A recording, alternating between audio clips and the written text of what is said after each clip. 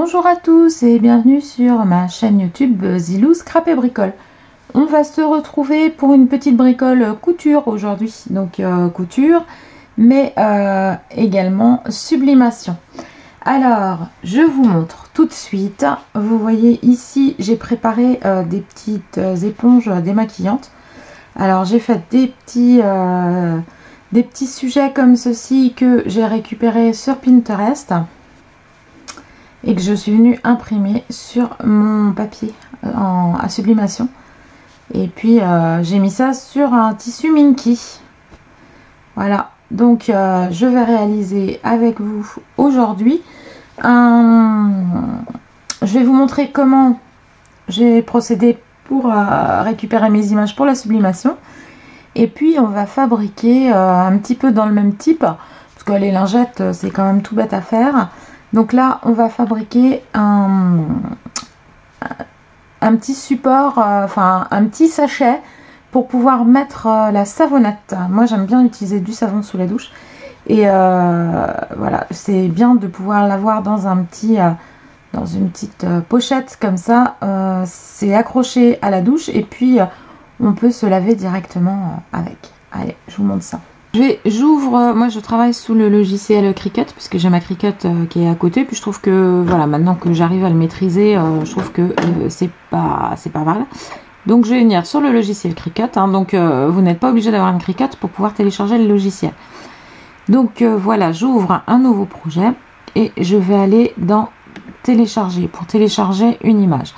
Donc là, ici, vous voyez, ça ce sont toutes mes images qui ont déjà été téléchargées. Mais je vais aller en chercher une autre. Donc là, je vais parcourir. J'arrive tout de suite dans un dossier qui s'appelle Sublimation, Bureau Sublimation. Ce sont des images, voilà, des images que j'ai trouvées et que j'ai mises comme ceci. Dans le but d'éventuellement les imprimer. Donc on va venir chercher une image qui va rappeler un petit peu mes petites lingettes. Donc peut-être un petit hippocampe comme ça, il est pas mal. Bon, je vais ouvrir, là j'ai choisi plusieurs images, donc ah bah non, c'est la dernière en fin de compte qui reste, donc ouais, celle-là elle est pas mal. Est-ce qu'elle va avec mes petites lingettes là? Oui, on est dans le même style. Allez, on va opter pour celle-ci. Donc là, je fais continuer. Donc là, moi, je n'ai pas l'abonnement Cricut. Je n'ai pas voulu prendre l'abonnement Cricut. Donc là, soit on garde l'image telle qu'elle, donc avec un carré blanc, soit on vient cliquer ici. Alors, je sais pas si vous avez vu, de manière à ce que... Alors, attendez, je vais revenir en arrière. Si je vous fais monocalque, vous allez voir, voilà. Là, j'ai un carré, en fin de compte. Tout... qui va me sortir, donc, blanc, puis avec les dessins. Tandis que, si je viens cliquer comme ceci sur le fond, tout ce qui est blanc autour, ben, normalement, disparaît. Regardez, hop. Vous voyez, on voit vraiment que les dessins. Donc moi je vais choisir ça, hop, appliquer, et je vais le choisir en design plat parce que je veux avoir le dessin. Donc ici on va mettre le nom, donc allez, poulpe, voilà, et je vais mettre ça dans bijoux couture. Donc moi j'ai moins de, vous voyez, je peux mettre moins de collections, moins de choses parce que j'ai choisi j'ai pas choisi la version payante. Donc quand je fais ça, hop, voilà, mon image ici est importée. Je vais en télécharger une autre, puisqu'on a vu tout à l'heure qu'il y en avait d'autres qui étaient aussi intéressantes. Donc, hop, je descends pour voir si je les retrouve. Hop, ça va être là. Voilà, donc là, il y a l'hippocampe. On va mettre celui-ci. Mais je me demande si celui-là ne serait pas plus dans l'esprit de mes lingettes. Là. Alors, on va choisir celui-là. Voilà, et il est beau celui-là aussi. Hop, donc continuer. Donc là c'est pareil, vous voyez, je mets la petite croix qui est là, je la positionne sur mon fond. J'ai un carré blanc, alors je sais pas si vous arrivez à voir, on a des petits carrés. Vous voyez comme là sur l'image, en fin de compte, vous avez ici on voit derrière la fleur il y a du bleu, alors que là, c'est des petits carrés. Bon, ben moi, j'ai pareil. J'ai mon écran ici avec des petits carrés, sauf que je n'ai pas le contour de mon image, hein, comme ici. J'ai ici un fond blanc. Et si on veut supprimer le fond blanc, eh bien, on vient cliquer, tac, sur le blanc. Et là, j'ai mes petits carrés qui apparaissent. Hop, on regarde en monocalque. Voilà, vous voyez, on a bien les contours. Donc, je choisis ça et je mets appliquer. Pour éviter d'avoir à imprimer un fond blanc autour de mon dessin. Donc là, je sélectionne design plat. Ça veut dire, j'imprime mon image et après, normalement, on la découpe. Moi, je ne vais pas la découper. Et je mets continuer. Donc là, hippocampe. Voilà, je mets ça dans Mijou couture. Hop. Télécharger. Mon image va arriver également sur ma toile. Hop. Donc là, elle s'est mise par-dessus l'autre. On va la décaler. Voilà. Ce qu'il faut, c'est ne pas oublier d'avoir une banque d'images comme ça que vous allez chercher et que vous pouvez dupliquer. Alors, il y en a quelquefois qui sont à vendre. Quand vous les achetez, forcément, la qualité de l'image va être meilleure. Moi, vous voyez ici, il y a des petits points d'exclamation. C'est pour dire, attention, la qualité de l'image n'est pas top. Mais comme moi, je ne veux pas les faire en grand pour mettre sur un t-shirt ou une tote bag ou quelque chose comme ça, c'est pour rester sur un petit sujet. Ça reste quand même néanmoins suffisamment clair. Et puis, c'est pour un usage personnel. Hein. Donc, voilà.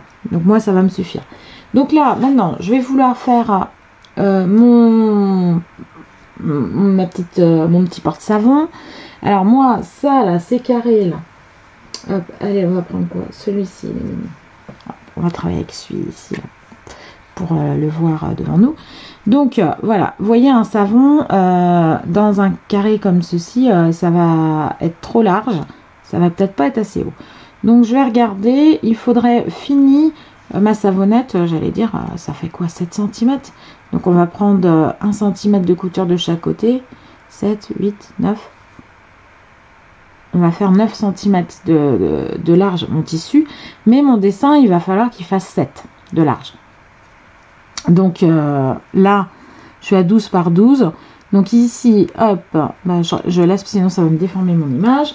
Je vais venir donc sur la largeur, dire que je veux 7 cm. Donc forcément, puisque c'est une image carrée, ça me met en hauteur 7 cm également. Donc je vais conserver cette image là. Celle-ci, on va faire pareil. Voilà, il arrive ici. Et on va lui donner donc la même dimension. On va lui donner, hop. Donc, je sélectionne et je mets 7 cm. Voilà. Donc là, j'ai ma banque de données avec mes 3 images. Voilà. Donc, je vais venir imprimer ça. Alors, peut-être les 3. Ça me fera, je ferai des petites lingettes en plus. Et pour pas perdre ma feuille de papier, parce que ma feuille, je vais imprimer sur une feuille d'imprimante A4. Donc là, les images, j'ai de quoi encore mettre d'autres projets sur ma feuille. Donc, hop, je vais enregistrer ça. Et je vais venir, donc là, je vais venir dans mes projets qui sont déjà enregistrés. Voilà, j'enregistre quelquefois des projets et qui me servent pour plus tard. Donc ici, vous voyez, je me suis créé des étiquettes. Donc j'en ai fait pour une amie qui fait de la couture et je me suis dit pourquoi faire pour les autres et pas pour moi. Donc là je suis venue créer donc pas le même système. Hein, je suis venue faire donc une forme. Donc là dans forme j'ai choisi regardez, je clique comme ça sur forme. Je suis venue choisir une forme comme ça ici, rectangle avec les bords, les coins arrondis. J'ai donné ma dimension là en allant sur taille, hein, comme je viens de faire pour mon image. Dans téléchargement, je suis venue télécharger une petite image que j'avais sélectionnée, donc sur une planche d'image. Donc là, il y a un petit cintre, une paire de ciseaux, une machine à coudre, hein, les 3 sont fleuris. Je suis venue les mettre à l'échelle, à la taille de mon étiquette. Donc là, vous voyez, il y a des étiquettes blanches. Là, on les voit mieux avec le cadre autour. Il y en a d'autres, je les ai mises en gris clair. Je suis venue choisir une police d'écriture, mettre mon texte. Donc là, j'ai mis Zilou Cou, hein, puisque c'est là pour des étiquettes de couture. J'ai choisi, donc là, par exemple, c'est une encre un peu bleu canard. Ici, c'est un bleu marine. Et je suis venue me faire comme ceci, des petites étiquettes sur fond blanc et sur fond gris clair. Donc maintenant, ces étiquettes-là, je veux les copier. Hop, copier. Et maintenant, je vais retourner sur mon dernier projet, ici.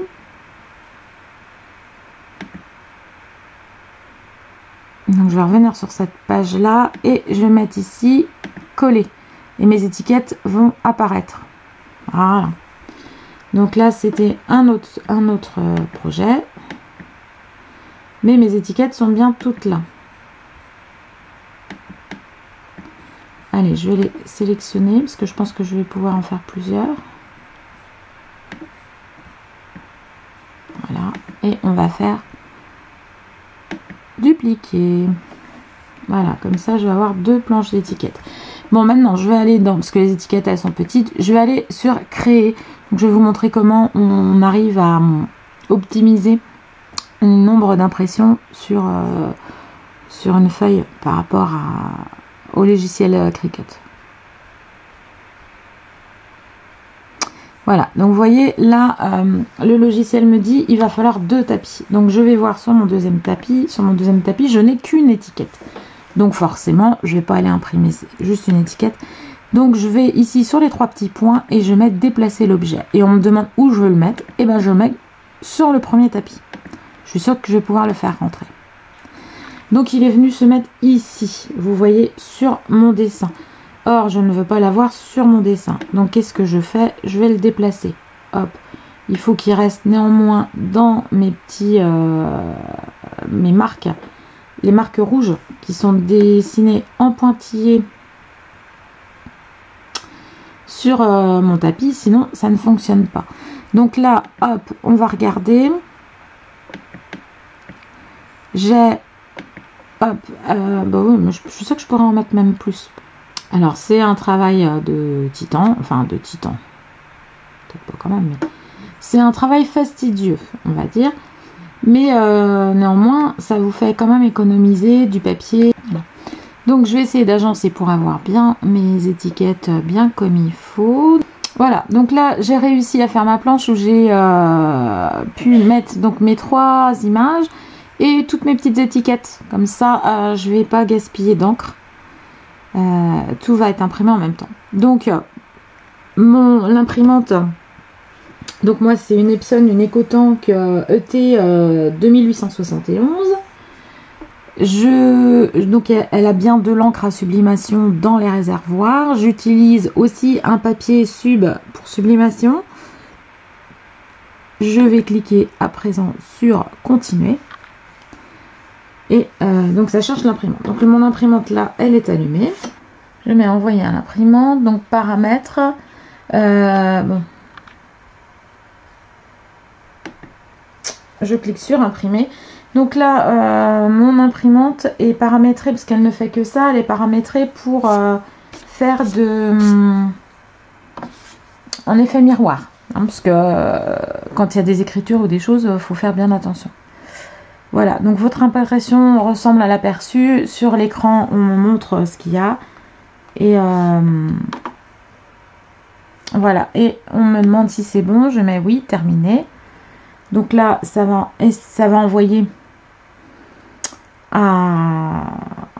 L'ordinateur va envoyer à l'imprimante. L'imprimante va détecter que l'encre qui se trouve dedans n'est pas la bonne. Puisque, voilà, je l'ai substituée par de l'encre à sublimation. Donc ça me met l'impression à... Voilà, le papier n'est pas correspondant. Enfin, il n'y a rien qui correspond. Voulez-vous quand même poursuivre? Donc oui, poursuivre et hop, imprimer. Donc voilà, ça va me sortir ma feuille. Et les couleurs vont être un petit peu palichonnes. Elles vont se révéler au moment où on va chauffer à la presse le papier.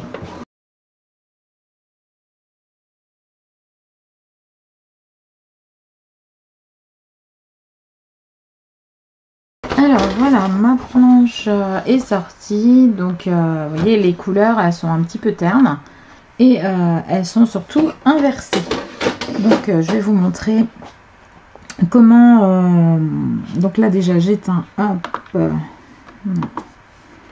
Je vais éteindre mon imprimante, couper l'alimentation. Oui, j'en ai plus besoin. Donc là j'ai mis ma presse à chauffer. Et elle doit être, elle a atteint la température. Donc là maintenant je vais venir voir avec vous montrer. Je vais venir découper les petites étiquettes pour vous montrer. Donc les petites étiquettes non. Alors je vais en faire une grise et puis une sur fond blanc pour que vous puissiez voir la différence. Donc j'aurais pu demander à Cricut de venir découper les contours. Mais là, comme pour mes images sublimées ici, là, j'ai retiré le blanc qui était autour. Bah, j'ai pas envie que la Cricut elle vienne me découper toutes les petites bulles. J'ai pris du ruban comme ça, polyester. Hein. Donc je vais couper des bouts 6 cm, plus comme il faut que je les brûle, hop, je vais couper 7.